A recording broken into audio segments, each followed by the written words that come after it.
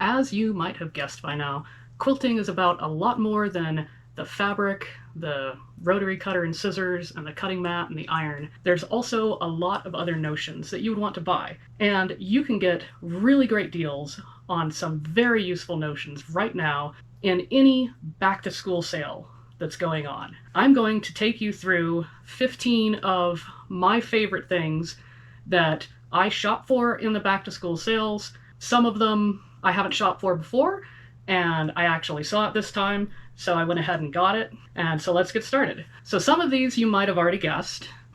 Glue. Glue is the first one that I want to mention. Now this is a clear glue. I took advantage of a sale a few years ago and I stocked up on a few of these bottles, so I still have a pretty good amount of glue left. You can totally use the white glue. The clear glue is more expensive. It's really just up to what you want to do.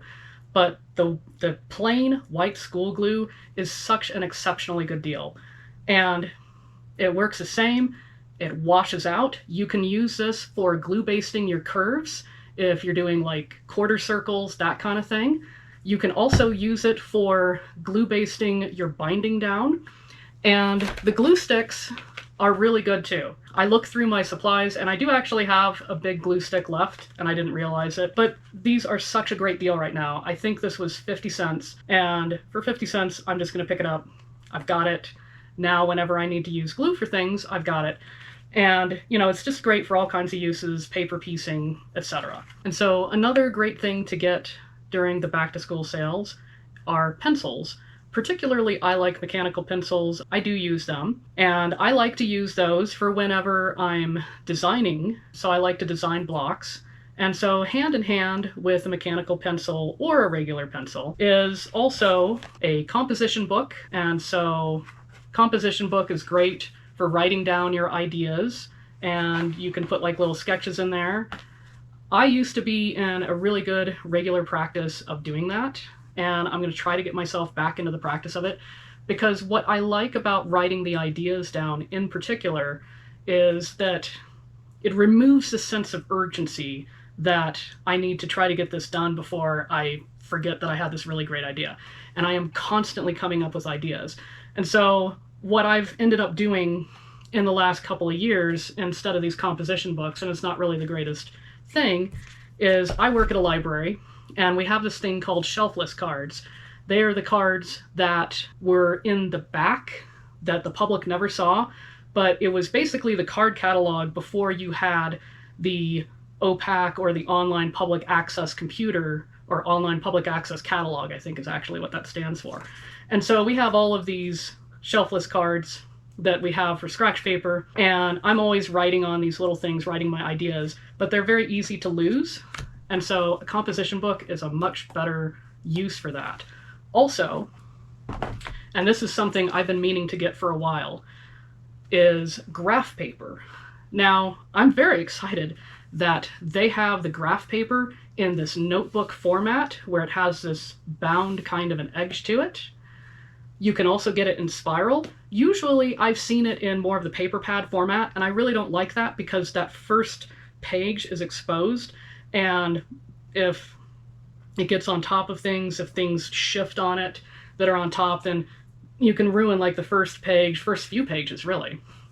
And so having a cover to it is very nice. And so I'm really looking forward to this, being able to have this so that I can actually sketch out my blocks properly. Because what I've been doing with these shelf-less cards is I've been taking a ruler and I've been tediously trying to mark out, and it just takes forever. Whereas with graph paper, you've got all of these grids and you can just go right to it. So if you like to design your own blocks, or particularly like maybe you're going with an existing block, you know what the size is, and you're just trying to get a sense of like how big it's going to be when you put all the blocks in combination.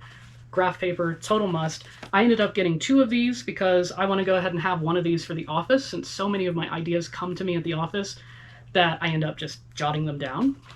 So graph paper. And then additionally onto the subject of design is the friction pens. And so the friction pens, we quilter have been very familiar with these for years, and it's only been in the past few years that I've seen these typically available in the back to school sales. And so every year, because I do wear these out pretty quickly actually, I like to get at least one pack. And I do like to have different colors as well. So I ended up getting this pack of the 5 colors, and then I have this pack of the black. And these are just absolutely indispensable. So here's an active one that I'm using. And I just use them for marking the diagonal lines for the HSTs, but I also use it for jotting down ideas, and it has that erasable quality to it. So it's really great that way. It tends to be more of my favorite thing than a pencil, but pencils still are pretty useful too. And then I also like using these for whenever it's a dark fabric and I make like a lot of these mop pads, and so I have to put these little strips on them, and I need to mark where those strips go. And so I will use this for kind of where the edge of that strip is, and I'm not really worried about it because it gets covered up with the stitching. So definitely friction pens, look for that at the back to school sales. And then also onto the subject of marking are Sharpies. Sharpies are very ubiquitous at these back to school sales. Now, I wasn't able to find a dedicated pack of these fine tip ones. These are the ones that I tend to prefer. They had, and actually, yeah, they call these the ultra fines, because they had what they call the fine tip, which to me is more of kind of like a medium marker type of a thing. And those can be good too, but I particularly like these for tracing patterns. So, you know, for those cases where you're doing some applique and maybe you're trying to transfer your pattern to a fusible product, then, you know, like a paperback fusible product, for example, then maybe you have letters and maybe you need to reverse them, that kind of a thing. And so these Sharpies are really great for that, because I can print out that letter and then I can go ahead and just reverse it and use that for my applique. So I always like to have Sharpies. These are obviously ones I bought a previous year, so, you know, you can get yourself a sizable pack and they're going to last you for years. And then also connected to the designing aspect of things, they always have tons of colored pencils at these back to school. Now these are kind of fancy ones. I bought these more in like kind of the art supply years ago, and I bought them because they're kind of fun. They have the metallic, but you totally don't have to go with fancy. You can just get the Crayola or the Rose Art and just get plain mechanical pencils, and they work wonderfully. And that can really help you whenever you're designing the blocks and you're wanting to go through and just kind of audition colors before you commit yourself to cutting fabric. And then of course, if you are using pencils, and especially in my case, I have a chalk pencil that I love to use for marking on dark fabric, which unfortunately is not a back to school item. However, you need a pencil sharpener. And so I highly recommend a pencil sharpener that has both the standard size and the oversized type of thing that, you know, they probably included in the case of the kindergartner's large pencils or maybe crayons. And this is absolutely indispensable. This is one that I got a few years ago that was Fiskars. I was very excited to see this in the back to school sale because I love the Fiskars products. They work like a champ. But I did see 3 different mechanical pencil sharpeners that would also work pretty well at this particular sale that I went to at the Walmart. So if you don't already have one of these, get one, and get it now, because this is the best price you're going to have all year. And then another thing that is within that realm are the erasers. And so it doesn't really matter. You can get the pink erasers. Those are fine. Those work really well. This happens to be a white eraser that I've had for 30 years. These things, they pretty much last forever. You can of course use it if your mechanical pencil, if you've been using that and the eraser just kind of fails or is too nubby, you know, type of thing, then this can be good for that. But also, this can be really great for cleaning out the fibers from your self-healing cutting mats. All right, now I'm going to get into some of the back-to-school supplies that are not quite as obvious, but they are also very, very useful. And one of them are the zipper pouches. And so I have a couple of zipper pouches here that I have bought previously. These are absolutely wonderful for packing your on-the-go type of sewing supplies, any kind of small project that's great and suitable for travel. So in this case, I have a cross stitch. So it's not really quilting, it's cross stitch instead. But it's a great little activity to do whenever I'm actually off on a trip somewhere and I still want to do a little bit of something, you know, because I try to do something every day. And this one, I have like some leftover template pieces in this one. And so I think this one I could probably just repurpose anytime I want. You know, you could put sashiko in there. If you like to do that, you could put the slow stitching in there. You could also put in your little hexy, you know, your little hexy paper templates and your fabrics and like, you know, a little glue stick and your needle and thread if you like doing the English paper piecing. So I highly recommend these. These are just dirt cheap at this time of year. Really good deal. And in the same place as these is also the pencil cases. I have a bunch of pencil cases. I find them so useful. Obviously this one is more of a pencil case because this is where I'm keeping things like markers and pencils, but I use them for other things. I have one right here. These are all of the accessories to my sewing machine. I also keep extra bobbins in there as well, and it's just very useful. I keep my extra needles that I have for the machine in there as well. And pretty much, I mean, that just takes up the whole space because with my machine, I have all of these different feet. I also have the screwdriver, and I have like a little bit of a cleaning brush in there as well. So this is absolutely indispensable. Upstairs, I have one of these where I have a little bit of random sewing things like some spools and needles and just different things like that. So whenever I'm wanting to do some hand sewing or hand mending while I'm sitting there watching TV, it's just right there. And I also have these, like whenever I do craft shows, I have one of these that I use as kind of like a cash box. Very useful, and this time of year is an unbeatable price on those pencil cases. Also, another thing that can be really, really useful is an organizer tray. And so I didn't get an organizer tray for my area. I probably should. But if you like to have your stuff all kind of contained and you haven't figured it out already, or you're just using some random cardboard box from Amazon, then you could get one of these organizer trays for very cheap right now. And you can store your scissors, your rotary cutter, your seam ripper, wool mat cleaner, maybe store a starch spray or a water spray, that kind of thing. And then you have that, it's stationed, you can cart it around the sewing space and just keep all of your stuff nice and contained and organized, and, you know, put your pencil sharpener in it, for example.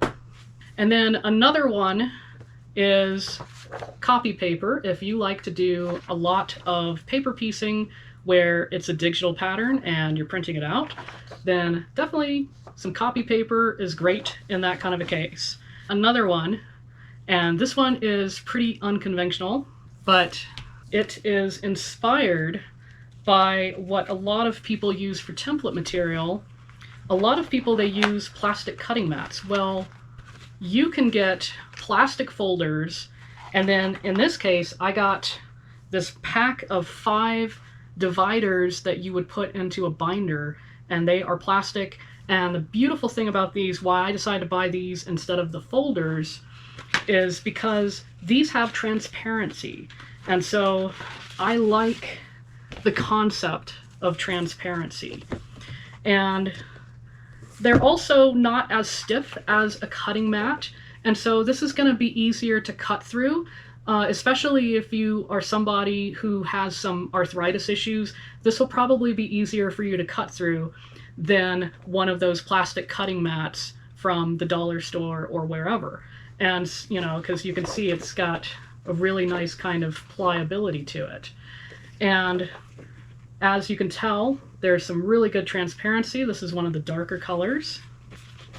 And then we have this lightest color here, the yellow. And I would be able to draw probably dozens of different templates between these 5 pieces. And it was only just slightly above $1 for the 5 of these. So it's a really good deal. I don't think this was actually on any kind of a special sale, but for that kind of a price, and especially since at the other times of year, I'm just not even really thinking about it. And so this was something that I just happened to kind of spot, and I was like, oh, that's a really good idea. So definitely, if you like to do templates for different things, if you like to have like shapes that you cut over and over again for applique, and you need templates that way, maybe you want to cut your hexie templates out of this material and it'll last longer. I don't know how it will hold up to an iron per se, but you know, you can probably just pop it right out before you do any ironing. And then the last item are the command hooks. And so I use command hooks to hang up my piece back here. And so basically I just have like a couple of hooks, and then I have a yardstick, and then I'm able to use my binder clips, or binding clips, I guess, to be able to hang stuff from it. And it kind of gives me something where I can basically mock something up on the wall really fast. Also kind of dress up these walls that I have in here. On the other side, I have a couple of, and I have a wall hanging from those. And so the command hooks, that's a great way to go. I also saw an idea that I don't know how well it would work, but I saw an idea where you could get the command hooks that had the Velcro, the one side of the Velcro, and then you would use the other side of the Velcro to attach to the wall hanging. And then I guess with enough finagling into the Velcro, you could actually get that to work. Like I said, I don't know how well that will work. And I will caution you, you do have to be kind of careful about how much pressure is going onto a single hook, because I did have a case where I was going to hang a ruler from the hook, and it worked for a while, and then about 2 weeks later, all of a sudden my ruler just fell to the floor because the hook failed. So you definitely want to take it seriously what they say about how many pounds you can actually hang, and I would go a lot more conservative than that, because I'm pretty sure that ruler was not as heavy as what that hook said was allowable on the packaging. And then an honorable mention, and I went ahead and got this today because it was just such fun little colors and it was only a little over $1, are the little post-its. And I just love these little post-its. Sometimes I will write down like what my settings are and I'll just stick it to my sewing machine. Generally I don't have to do it with the one that I'm using all the time, but the other one has the side-to-side shank, and has all these different settings. And so I might write down like, okay, like setting such and such, and then like, you know, adjust the dials to whatever, you know, and do that kind of a thing. But I also like to jot little notes, and just generally I find them useful. But like I said, it's kind of an honorable mention because you've already got the notebooks. So the notebooks are great for notes. So I hope this has been helpful, and if you like to shop the back to school sale and there's something that you like to get that's really useful for quilting that I haven't mentioned, please write it in the comment below, because I would love to hear what that is, and I'm sure that will help other people as well. So until next time, happy shopping.